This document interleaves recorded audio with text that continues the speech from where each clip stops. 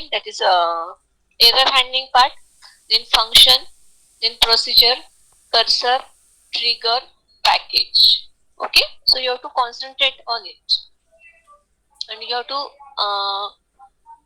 remember the what are the differences or what are the new things in that all these types of programs. Okay, so we will see first of all exception handling. Now what is the meaning of exception handling? Means what you come to know in your mind that exception means. One word, I'm expecting one word from you. Error. Yes, very good. That is error handling. Okay, how to display the error message or how to handle the error. Okay, so you must remember at least one word or the meaning of that particular word. Okay, then you can properly understand the meaning of that topic. Okay, so exception handling. The exception section in PL/SQL block is used.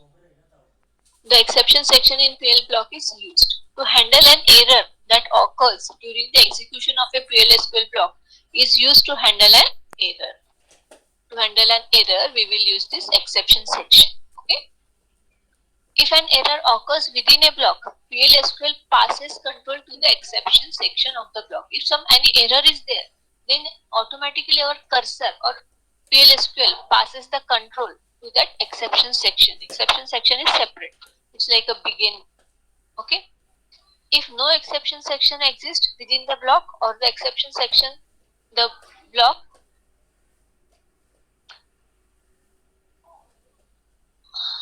if no exception section does not handle the error that's occurred, then the error is passed out to host environment. Then it will not display. If you have not written that exception section, okay, if you have written the exception section, then it will display that message or display whatever you have written into that exception section.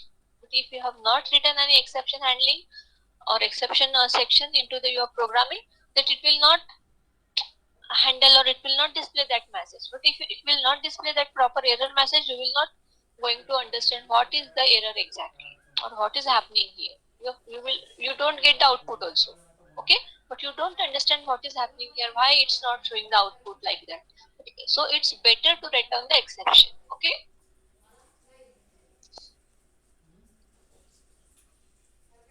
Exception occurs when either an Oracle error occurs or you explicitly raise an error. Suppose it is Oracle error, then it will display it automatically. Okay, but some errors we have to explicitly raise those errors. Okay, thus exceptions are identifiers in PL/SQL that are raised during the execution of block to terminate its action. Okay.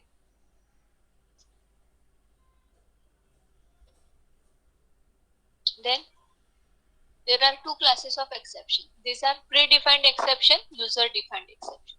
Predefined means Oracle predefined errors which are associated with the specific error. Okay, that we will see which are those. Those are already defined. Predefined means which are already defined. And user-defined means declared by the user. We user can declare it or define it. Okay, declared by the user and raised when specifically requested within a block. When we will request it, then that time it gets raised. Okay, you can associate a user defined exception with an error code if you wish. Okay, we can write down the error code there also. Okay, now see we will see the what is exception handling. PL/SQL provides a feature to handle the exception which occur in a PL/SQL block known as exception handling. There is only one is what you can say. It is a feature of Oracle. Okay, and there is a one special section is there for exception handling. Okay, so using exception handling, we can test the code and avoid it from exiting suddenly. Means if we will not write down that exception section, it will directly suddenly exit out from your program, and you are not getting what happened. Okay, so when an exception occurs, a message which explains its cause is received. Suppose it displays some error message, then we come to know that yes, because of this, means this is the error in our program or this is the problem. Okay. So PLSQL exception message consists of three parts: type of exception and error code and a message. Three parts. Okay, how many? Three parts. By handling the exception, we can ensure a PLSQL block does not exit suddenly. Because of this, as we suppose we write down, just wait.